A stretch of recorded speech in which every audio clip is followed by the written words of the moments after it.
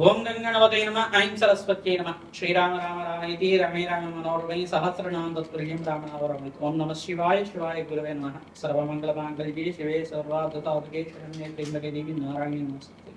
జయ గురు దత్తాత్రేయ నమః. శ్రీనాథ్రీ నమో నమః. మాతృభ్యో పితృభ్యో ఋషిభ్యో గురుభ్యో నమో నమః. జయ గురు దత్తాత్రేయ. నమో భగవతే మేధా దక్షిణావర్తే మహ్యం మేఘాం లక్ష్యం ప్రయుజ్య స్వాహ. జగన్మాతే నమో నమః. ఆదిశక్తి స్వరూపిణి జగదంబికాయ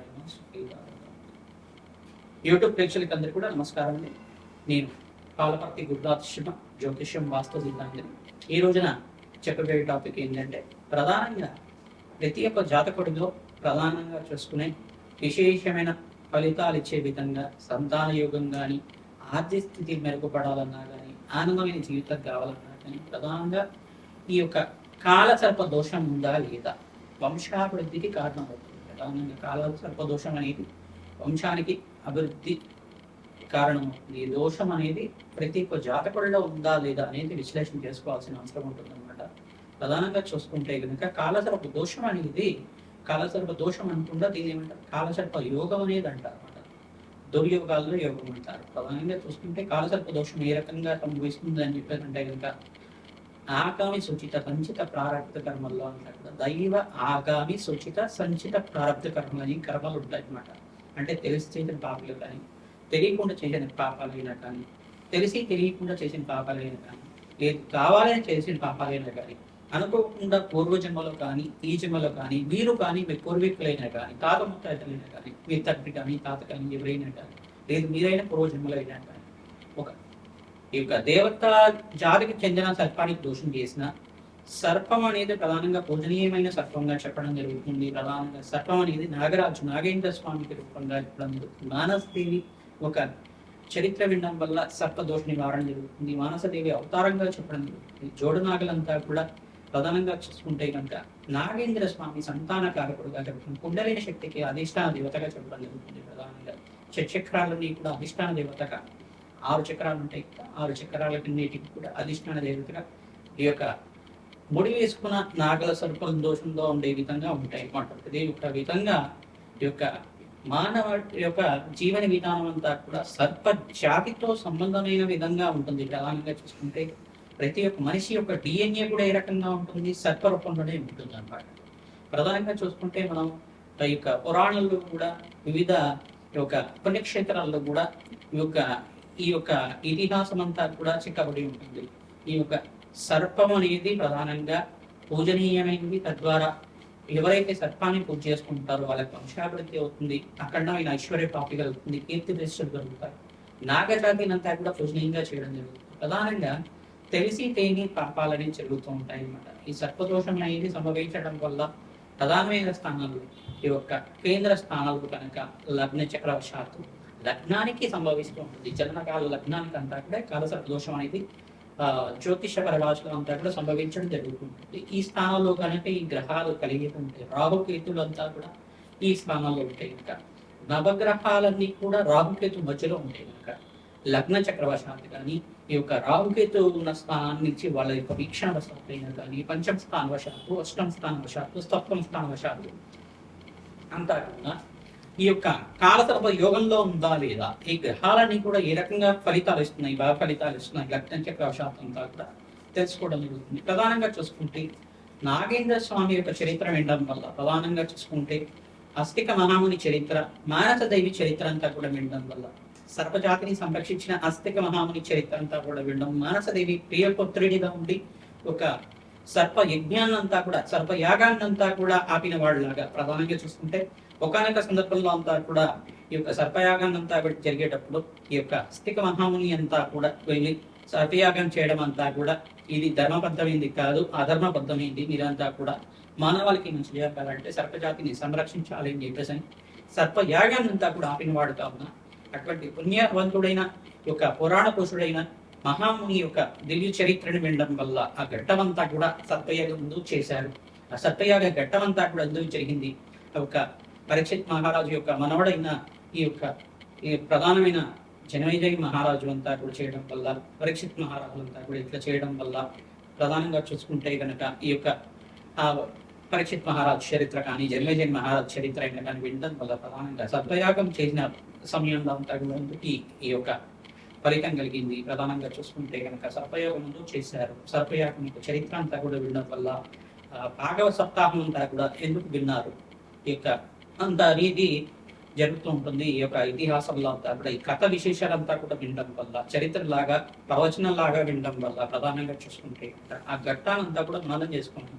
ప్రధానంగా అస్థిక మహాముని చరిత్ర అనేది వినడం వల్ల మానసదేవి ప్రియభక్తుడు ప్రధానంగా సర్పజాతిని అంతా కూడా సంరక్షించిన దేవుడుగా మన ప్రధానంగా ఇటువంటి చరిత్రను వినడం వల్ల సకల గ్రహ దోష నివారణ జరగడానికి ప్రధానంగా రాహుకేతు దోషాలు, కాలసర్ప దోషాలు, కాలసర్ప యోగాలంతా కూడా దుర్యోగాలంతా కూడా పోవడానికి, అఖండమైన పుణ్యప్రాప్తి వచ్చే విధంగా వంశాభివృద్ధి కారణం ఉంది. శీఘ్ర ఫలదాతక కళ్యాణ యోగం అవ్వడానికి కానీ, వంశాభివృద్ధి కలగడానికి కానీ, పితృదోష నివారణ కలగడానికి కానీ ఈ యొక్క అస్థిక మహాముని చరిత్ర వినడం వల్ల కాలసర్ప దుర్యోగాల నుంచి బయటపడడానికి, ప్రధానంగా కాలసర్ప యోగం నుంచి బయటపడడానికి, యోగం నుంచి బయటపడడానికి, అఖండమైన పుణ్యప్రాప్తి కలిగే విధంగా ఈ యొక్క మేషాది ద్వాదశ లగ్నాల వాళ్ళకి కానీ, మేషాది ద్వాదశ రాశి వాళ్ళకి కానీ లగ్నం తెలిసి ఉంటే కనుక లగ్నం శాతం చూసుకోండి, లగ్నం తెలియకపోతే రాశి నుంచి చూసుకోండి.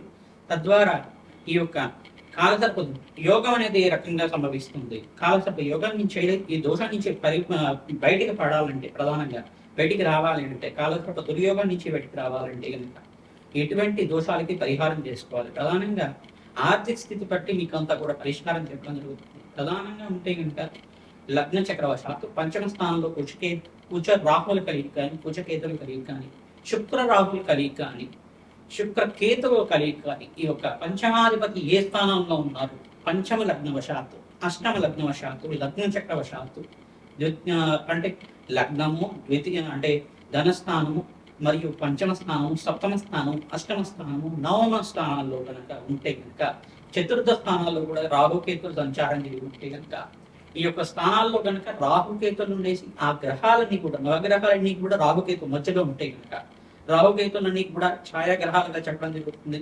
ప్రధానంగా ఇవన్నీ కూడా అపసవ్య దిశలో అంతా కూడా సంచారం చేసుకుంటాయి కనుక, గోచారరీత్యా కానీ, రాశి చక్రవశాత్తు కానీ, లగ్న చక్రవశాత్తు కానీ జరుగుతూ ఉంటాయి కావున ఈ యొక్క భావాలంతా కూడా ఫలితాలు ఏ రకంగా ఉంటాయి, వాళ్ళు ఇచ్చే ఫలితాలంతా కూడా జాతకరీత్యా ఎటువంటి ప్రభావాలు చూపిస్తూ ఉంటాయి. దాని నుంచి బయటపడడానికి ఎటువంటి పరిష్కారాలు చేసుకోవాలంతా కూడా తెలుసుకుంటాం. ప్రధానంగా సులభమైన పరిష్కారాలు చేసుకుంటూ ప్రధానమైన పరిష్కారం అంతా కూడా చేసుకోవడం వల్ల, సర్ప ప్రతిష్టనే చేయించుకోవడం వల్ల, సర్ప సుప్త పారాయణం అంతా కూడా వేద జ్యోతిష పండితులతో ఆరాధన చేసుకోవడం, ప్రధానమైన సుబ్రహ్మణ్య స్వామి ఆరాధన, ఆ కార్తికేయుడి యొక్క చరిత్ర వినడం వల్ల, స్కందోత్పత్తి అనే చరిత్ర అనేది ఉంటుందన్నమాట.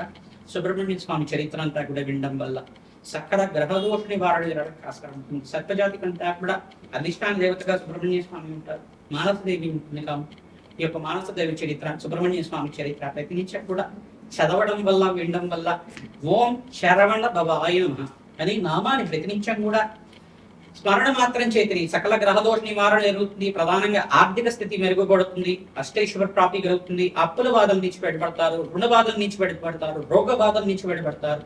వంశాభివృద్ధి కారణమైన సుబ్రహ్మణ్య స్వామి అంతా కూడా శివ తేజో రూపంగా ఉంటారు కావున ఆ కార్తికేయుడు మురుగనుడైన సుబ్రహ్మణ్య స్వామి అంతా కూడా కరుణా కటాక్ష వీక్షణలందరికీ కూడా కావాలని చెప్పేసి భావిస్తూ, మేషాది ద్వాదశ లగ్న జాతకులకంతా కూడా ఈ యొక్క కాలసర్ప దోషం నుంచి బయటపడడానికి ఎటువంటి పరిష్కారాలు చేసుకోవాలంతా కూడా ఈ యొక్క జ్యోతిష శాస్త్ర ప్రామాణికంగా అంతా కూడా చెప్పడం జరుగుతుంది.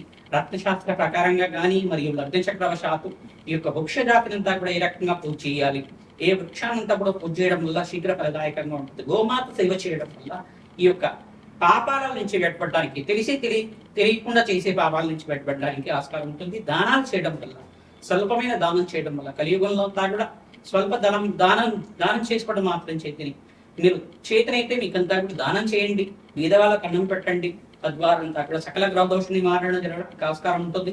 తద్వారా అంతా కూడా కాలసర్ప దోషం నుంచి బయటపడి ఆనందమైన జీవితం, వంశాభివృద్ధి కలగడానికి కానీ, అష్టైశ్వర్య యోగం, ధనప్రాప్తి కలగడానికి కానీ, శీఘ్ర కళ్యాణ యోగం కలగడానికి కానీ ఆస్కారం ఉంటుంది. పుణ్యక్షేత్ర దర్శనం చేసుకున్న మాత్రం చేతి అనంత పుణ్యయోగం కలుగుతుంది. ఈ యొక్క దోషం అనేది ప్రబలంగా ఉంటే కనుక ఖచ్చితంగా సర్ప ప్రతిష్ట, నాగేంద్ర స్వామి ప్రతిష్ట అంతా కూడా దేవాలయ ప్రాంగణంలో రావి చెట్టు దగ్గర కానీ, దేవాలయ ప్రాంగణంలో కానీ నిత్య పూజలు జరిగే ఈ విధంగా చేయించడం వల్ల అఖండ పుణ్యయోగంతో శీఘ్ర సంతాన యోగం కలగడానికి ఆస్కారం ఉంటుంది. జయగుడు దత్తాత్రేయ. ధనుసు రాశి, ధనుసు లగ్న జాతకుడికి మీ జాతకరీత్యా ప్రధానంగా రాశి లగ్నవశాత్తు కానీ లగ్న చక్రవశాత్తు కానీ కాలకర్క దోషం ఉందా లేదా నిర్ధారణ చేసుకోవాల్సి ఉంటుంది. ప్రధానంగా చూసుకుంటే జన్మజాతక వశాత్తు లగ్న చక్రంలో లగ్నంలో కానీ ద్వితీయ స్థానంలో కానీ పంచమ స్థానం చతుర్థ స్థానంలో కానీ అష్టమ స్థానంలో కానీ సప్తమ స్థానంలో కానీ నవమ స్థానంలో కానీ ద్వాదశ స్థానంలో కానీ దశమ స్థానంలో కానీ రాహుకేతు సంచారం జరుగుతుంటే రాహుకేతు మధ్యలో కనుక నవగ్రహాలు ఉంటే ఇంకా కాలసర్ప దోషంలో ప్రధానమైన కాలసర్ప దోషాల్లో ఒక దోషం మీకు వర్తిస్తుంది.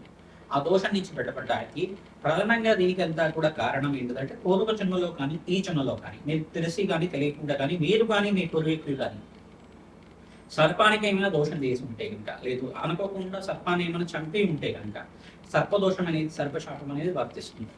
దాని నుంచి బయటపడడానికి ప్రధానంగా నాగేంద్ర స్వామి ప్రతిష్ఠ చేసుకోవడం సర్పసూక్త పారాయణం చేయడం ఈ యొక్క మంగళవారం శుక్రవారం శనివారం పూట గురువారం పూట విశేషంగా పసుపుతో అభిషేకం చేసిన సర్పాలకంతా కూడా అభిషేకం చేసి చిమ్మిలి నిమితం చేయడం ఆవు పాలతో అభిషేకం చేయడం పుట్ట దగ్గర సర్పాలకంతా కూడా ఆవు పాలు సమర్పించడం అని చేయడం వల్ల సకల గ్రహదోష నివారణ జరగడానికి ఆస్కారం ఉంటుంది.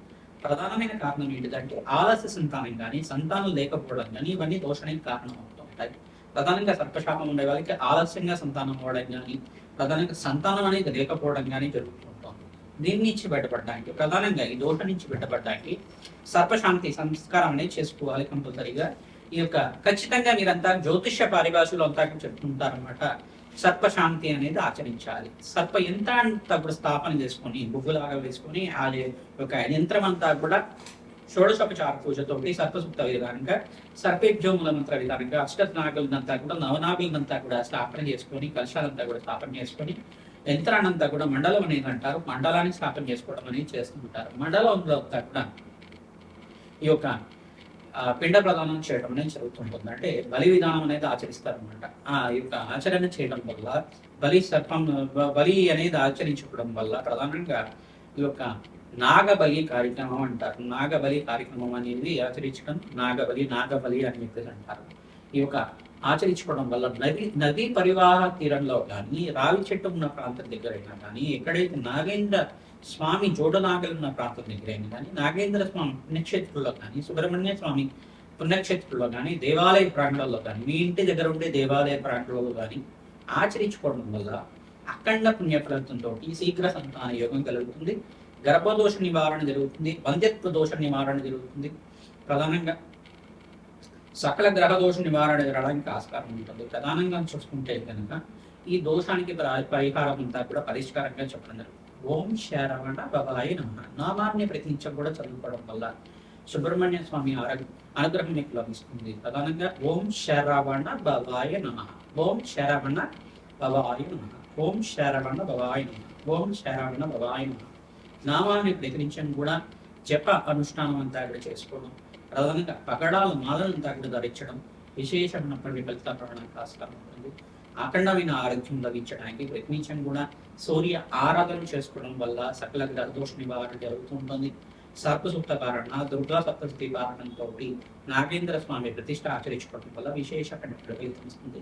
వెండి సర్పాన్నంతా కూడా ఇంట్లో పూజ చేసుకోవడం, వెండి సర్పాన్నంతా కూడా బ్రాహ్మణులకు దానం చేయడం.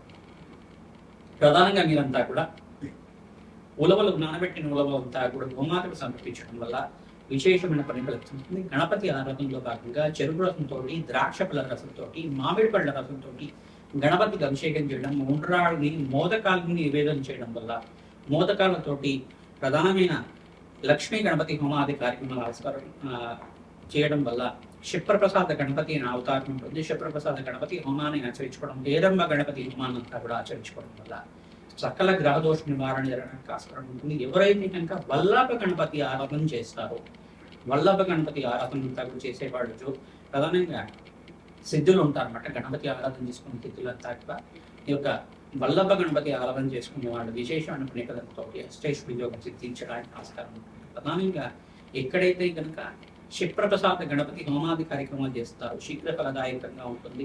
ఈ యొక్క చెరుకు గడ్డలతోటి తామర గింజలతోటి మోదకాలతోటి విశేషంగా హోమాది కార్యక్రమం గరికతో విశేషంగా హోమం చేసుకోవడం, తేనెతోటి గరికతోటి హోమం చేసుకోవడం విశేషమైన పుణ్యఫలితం రావడానికి మామిడి పళ్ళతోటి హోమం చేయడం వల్ల అఖండ పుణ్యప్రాప్తి లభిస్తుంది. అష్టేష్ పుణ్యం లభిస్తుంది. ప్రధానంగా కుక్కే సుబ్రహ్మణ్య స్వామి క్షేత్రంలో అంతా కూడా సర్ప దోష నివారణ సర్ప సంస్కార పూజ అనేది ఉంటుందన్నమాట. ఆ పూజ ఆచరించుకోవడం, సర్పశాంతి విధానం ఆచరించుకోవడం వల్ల విశేషమైన ఫలితం వస్తుంది. వివిధ వాళ్ళకి అన్నదానం చేయండి, సకల గ్రహ దోష నివారణ జరుగుతుంది. గోమాత సేవ నిత్యం చేసుకోవడం వల్ల అష్టైశ్వర్యోగం సిద్ధిస్తుంది. శ్రీమాన్